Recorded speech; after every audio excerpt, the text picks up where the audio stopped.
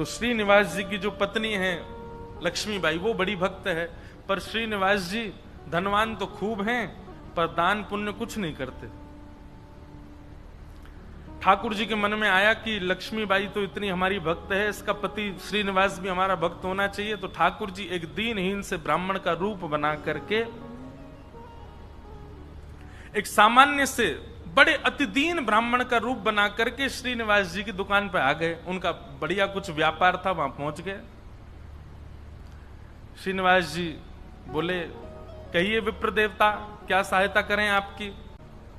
भगवान दीनहीन से ब्राह्मण बन के गए। बोले, देखिए आप तो नगर सेठ हैं, आप पर तो इतना धन है, आपका तो इतना बड़ा व्यापार है, मेरे बालक का जनेऊ संस्कार यज्ञोपवीत होना है, मुझ पर ज्यादा धन नहीं है, यदि आप मेरी थोड़ी सी सहायता कर देंगे तो मैं अपने पुत्र का जनेऊ संस्कार कर दूंगा।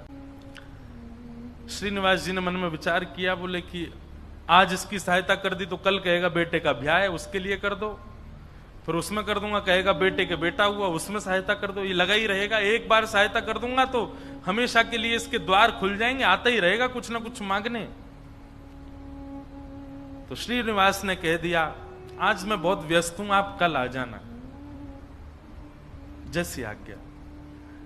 दूसरे दिन फिर से ठाकुर जी आ गए, दीनहीन से ब्राह्मण। बोले, आपने आज बुलाया था, आप कुछ सहायता कर दीजिए। अब वो अपना काम वाम इधर उधर करने लगा, दिखाने ऐसे लगा कि बहुत व्यस्त है। श्रीनिवास जी फिर बोले, आप कल आइएगा, मैं आज भी बहुत व्यस्त हूं, मैं कल आपसे मिलूंगा। ठाकुर जी बड़े दीनहीन, बड़े सरल, जैसी आज्ञा, मैं कल आ जाऊंगा। फिर चले गए। तीसरे दिन फिर ठाकुर जी आ गए। श्रीनिवास बोला, ये तो रोज आ जाता है, क्या करूं इसका। श्रीनिवास जी ने बाहर कुछ 2-3 बालक बैठा दिए। बोले, जैसे ही ये ब्राह्मण आता देखे मुझे बता देना, मैं कहीं भाग जाऊंगा, मैं मिलूंगा ही नहीं इसको। रोज कल कल कल करते करते 3 महीने बीत गए। अब तो ऐसी स्थिति हो गई कि जैसे ही ब्राह्मण आता दिखता, श्रीनिवास कहीं से भाग जाता और सबको ये बोल देता, इसको बोल देना है ही नहीं, चले गए कहीं बाहर। कब आएंगे? बोले 2 महीना बाद आएंगे। 2 महीना की तो छुट्टी मिले। ठाकुर जी बोले, मैं 2 महीना प्रतीक्षा कर लूंगा, 2 महीने बाद आ जाऊंगा। और ठीक उस तिथि के 2 महीना बाद ठाकुर जी फिर आ गए। अब कोई हम आप जैसा व्यक्ति होता तो फिर अपना स्वाभिमान देखता, अरे क्या रोज रोज इसके द्वार पर जाना। लेकिन वो तो ठाकुर जी है ना, ठाकुर जी को स्वाभिमान थोड़ी रहता है। ठाकुर जी को तो ये इस पर कृपा करनी है मुझे, वो तो ढीठ बन जाते हैं। 6 महीना तक ब्राह्मण को लटकाए रखा, लेकिन उसको पैसा नहीं दिया। लेकिन रोज आकर के बैठ जाएं ठाकुर जी, तो बोले मेरे बेटे का यज्ञोपवीत होना है, कुछ दे दीजिए। श्रीनिवास ने कहा, इससे बचने का कोई और उपाय ढूंढना पड़ेगा। और उसने क्या किया, खोटे सिक्के जो कहीं नहीं चलते, खोटे सिक्के, पुराने सिक्के जो जिनका कहीं अस्तित्व नहीं है, जिनको कोई लेता तक नहीं है, उनकी 2 थैलियां बना करके, 2 पोटलियां बना करके रखी। और आज जैसे ही भगवान आए तो दोनों पोटलियां उनके हाथ में थमा दी। बोले, ये लो पैसा, तुमने मांगा मैंने दिया, अब कल से मत आना यहां पर। ठाकुर जी तो सब जानते हैं, अंतर्यामी। भगवान ने जैसे ही देखा, कहा, बोले ये तो खोटे सिक्के हैं, ये तो कहीं चलेंगे ही नहीं, इनका तो कोई प्रयोग ही नहीं होगा।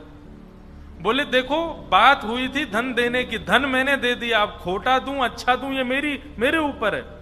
तुम मंगता हो, मैं दानी हूं, मैं चाहे जो दूं, तुम मना नहीं कर सकते, लेके जाओ इनको। ठाकुर जी बोले, कृपा तो इस पर मुझे करनी है, चाहे जो हो जाए। ठाकुर जी चुपचाप श्रीनिवास के घर पहुंच गए। और घर जाकर के उनको पता था कि पत्नी परम भक्ता है। उसके आगे जाकर के ठाकुर जी तो रोने लगे और रोते रोते बोले, 6 महीना से श्रीनिवास जी मुझको रोज बोल देते हैं, कल आओ कल आओ कल आओ, और 6 महीना बाद आज मुझको ये फूटी हुई कौड़ियां दे दी हैं, खोटे सिक्के दे दिए, कहीं नहीं चलेंगे। मैं अपने पुत्र का कैसे करूं यज्ञोपवीत संस्कार। वो तो परम भक्ता थी, उसका हृदय तो इतना द्रवित हो गया, इतनी व्याकुल हो गई, क्या करूं, मेरे द्वार पर ब्राह्मण देवता मांगने के लिए आए हैं और 6 महीना से परेशान ब्राह्मण देवता हैं। तुरंत दौड़ करके भीतर गई और अपनी अलमारी के अंदर से उनके पिता ने एक सुंदर नासिका में पहनने वाला एक वो नथनी उनको दी थी, जिसकी कीमत हजारों लाखों में थी उस समय पर। मतलब कि अगर उसको बेच दिया जाए तो खूब सारा धन लिया जा सकता था, इतनी महंगी। अंदर तिजोरी के अंदर वो छुपा करके रखी थी श्रीनिवास ने ही। तुरंत वो तिजोरी से निकाल करके और अपनी जो नथनी थी ब्राह्मण देवता को प्रदान कर दी। बोले आप इसको ले जाइए और आप अपने पुत्र का बड़े प्रेम से आनंद से यज्ञोपवीत संस्कार करो। ठाकुर जी तो बड़े प्रसन्न हो गए। ठाकुर जी उस नथनी को लेकर के सीधे श्रीनिवास की दुकान पे ही गए और दुकान पे जाके बोले देखो आपने तो खोटे सिक्के दिए, उनसे तो कोई काम बन नहीं रहा, अब मुझे एक दानी ने एक स्वर्ण की सामग्री दी है, आप उसको गिरवी रख करके मुझे 100 सोने की मोहर दे दो। श्रीनिवास बोला दिखाओ क्या दिया है। तो जैसे ही वो नथनी दी, वो नथनी तो देखते ही वो समझ गया ये तो मेरी पत्नी की है। उसने घुमा घुमा करके देखा और उसने मन में आया, बोले पत्नी है भी ऐसी, बड़ी सीधी है, भोली है, भक्त है, ये जरूर घर जा करके रोया होगा और उसने इसको निकाल, लेकिन उसने मुझसे पूछे बिना दे दी। श्रीनिवास ने कहा ठीक है मैं देता हूं, रुको। भीतर गए और अपनी दुकान की तिजोरी में ले जाकर के वो नथनी श्रीनिवास ने रख दी और बाहर आकर के कहा अभी मुझ पर मोहर नहीं है, आप कल आइए, कल 100 सोने की मोहर लेकर के जाइएगा मुझसे। भगवान बोले कल दे देंगे ना आप? बोले पक्का दूंगा, मैंने आपकी रख ली ना, नथनी अपने पास रख ली, सोने की मोहर कल दूंगा, अभी जाओ। ठाकुर जी तो वहां से चले गए। श्रीनिवास क्रोध में तिलमिलाता हुआ, आंखें लाल पड़ी, चेहरे का ताम्रवर्ण हो गया, घर पहुंचा अपने। घर में जाती चिल्लाने लगा कहां हो, बाहर आओ निकल करके। पत्नी दौड़ी दौड़ी आई, क्या हुआ क्या हुआ? बोले सुनो,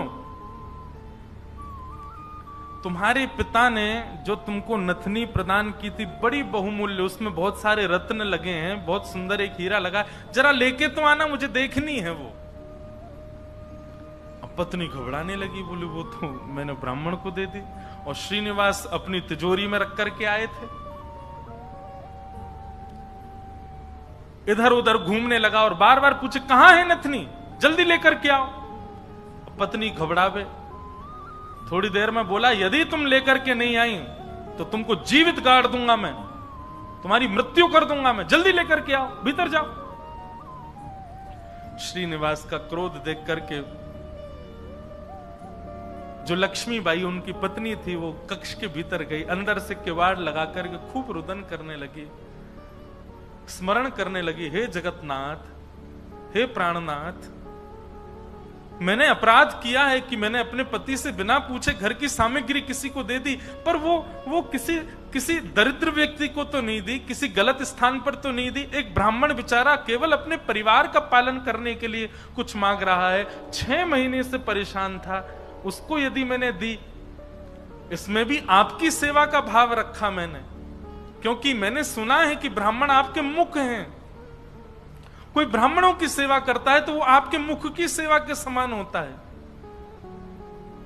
मुझसे अपराध तो हो गया है नाथ, लेकिन मैंने तो आपकी सेवा के लिए किया है, मेरे प्राण तो आज निकल जाएंगे, पति मुझे मेरे जीवित छोड़ेंगे नहीं, लेकिन मैं उनके हाथों मर करके उन पर दोष लगे ऐसा नहीं करूंगी, मैं स्वयं अपने प्राण त्याग दूंगी। और उन्होंने तभी वहां कक्ष में कुछ ऐसी सामग्री थी, उससे विष लेकर के एक कटोरी में और पीना चाहा, और अंत समय में बस एक भावना रखी, हे मेरे ठाकुर जी, केवल आप उस ब्राह्मण को सुरक्षित रखिएगा, उसके परिवार को सुरक्षित रखिएगा, कहीं ये लड़ते झगड़ते उसके ऊपर आक्षेप ना डाल दें, उसके ऊपर कोई कष्ट ना दे दें, उसके बालक का अच्छे से यज्ञोपवीत संस्कार हो जाए, मेरी बस यही प्रार्थना है। मैं प्राण इसलिए नहीं त्याग रही हूं कि मेरे साथ कुछ गलत हुआ, कुछ अन्याय हुआ। मैं प्राण इसलिए त्याग रही हूं नाथ कि कहीं मेरे पति के ऊपर कोई आक्षेप ना लगा दे। और आप नाथ कृपा करना, मेरे तो प्राण निकल जाएंगे पर मेरे जीवन की शेष भक्ति जो है वो मेरे पति के जीवन में आ जाए। ऐसा कहते ही जैसे ही विष मुख के पास लेकर के पान करने लगी लक्ष्मीबाई, तभी एक खनक जैसी हुई, एक आवाज जैसी आई। नेत्र खोल करके देखा तो जो नथनी थी उनकी वही ऊपर से गिरी है उस विष की भरी हुई कटोरी में। नेत्र खोल करके देखा तो ये तो वही नथनी है, ये तो मेरी ही नथनी है, ये यहां कैसे आ गई? ठाकुर जी को बार बार धन्यवाद कहने लगी। निश्चित ही श्री ठाकुर जी ने कृपा करके ये मुझे प्रदान कर दी। तुरंत उस पात्र को दूर रख करके नथनी हाथ में लेकर के, भगवान पर विश्वास तो उनका था ही, प्रसन्न मुद्रा में द्वार खोल करके बाहर आई और बाहर आकर के श्रीनिवास जी को दिखा दी, लीजिए ये लो नथनी। अब यहां श्रीनिवास का दिमाग घूम गया। बोले नथनी तो मैं अपनी तिजोरी में रख करके आया हूं, ये अंदर से कैसे निकाल के लिए?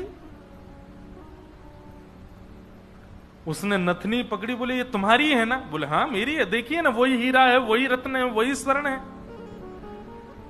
श्रीनिवास बोला हाँ है तो वही। वो कुछ नहीं, बात ही नहीं करी, नथनी लेकर के सीधा अपनी दुकान पर गया और दुकान पर जाकर के तिजोरी जो कि यथावत जैसी ताला आदि लगा के गया, जनेऊ में चाबी फंसा रखी थी, चाबी निकाल करके जैसे ही तिजोरी खोली और तिजोरी खोल करके भीतर देखा तो जिस तिजोरी में नथनी रखी थी वो वहां थी ही नहीं। श्रीनिवास तो व्याकुल हो गया, बोले ये कैसे संभव हो सकता है?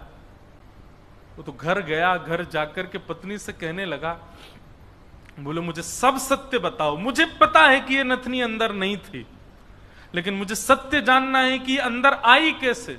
मैं तुम्हारे हाथ जोड़ता हूं, मुझे सत्य बताना। तब पत्नी ने सारा वृत्तांत बताया। बोले एक ब्राह्मण 6 महीने से आपकी दुकान के चक्कर लगा रहे थे, आपने उनको कुछ नहीं दिया, वही मेरे पास आए तो मुझे कुछ नहीं मिला तो मैंने वो नथ उनको प्रदान कर दी।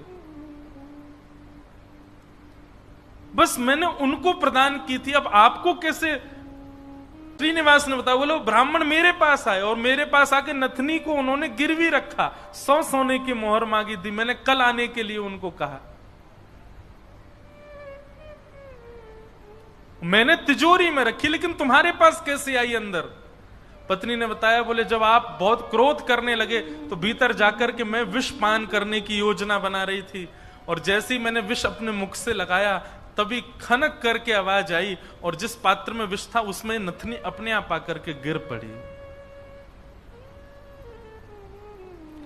ये बात सुनते ही श्रीनिवास रुदन करने लगे, रोने लगे,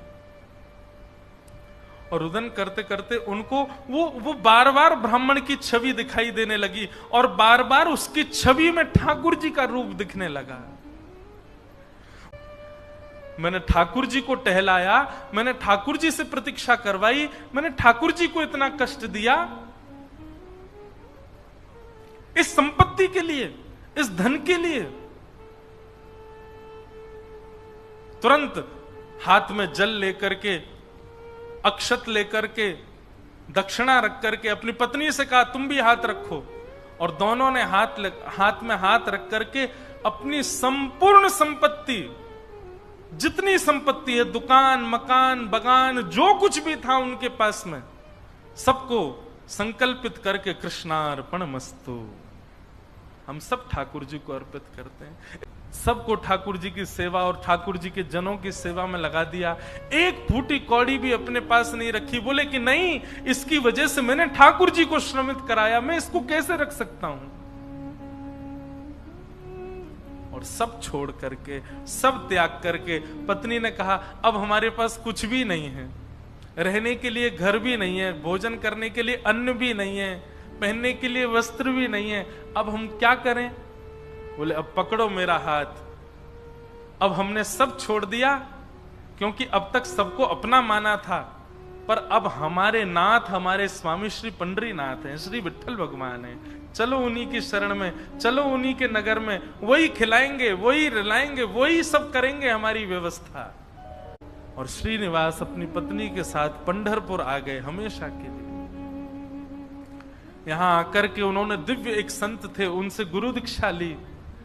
और गुरु दीक्षा लेने के बाद केवल एक ही उनका काम, दिन में जाना और जाकर के श्री पंडरीनाथ भगवान का दर्शन करना और पूरे दिन यहाँ के वैष्णवों का दर्शन, उनकी सेवा करना, यही उनका काम। दीक्षा के बाद गुरुदेव ने उनको दूसरा नाम प्रदान कर दिया। दीक्षा में एक नाम दिया जाता है और अब तक उनका नाम श्रीनिवास था, अब उनका नाम पुरंदर दास हो गया।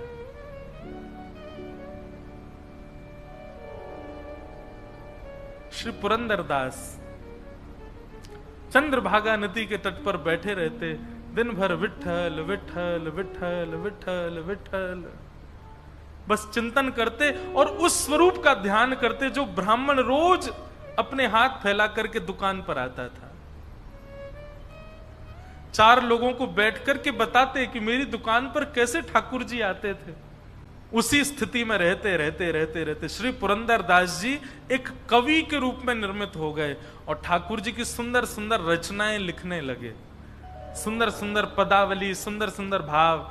लेकिन पुरंदर दास जी का यह भाव है कि वो अधिकतर रचनाएं कन्नड़ भाषा में ही लिखते थे। और सुन, इस प्रकार पुरंदर दास जी अपना जीवन शेष समय एक कवि के भांति भगवान लीला चिंतन करते करते उन्होंने ठाकुर जी के श्री चरणों में अपने प्राणों का परित्याग कर दिया।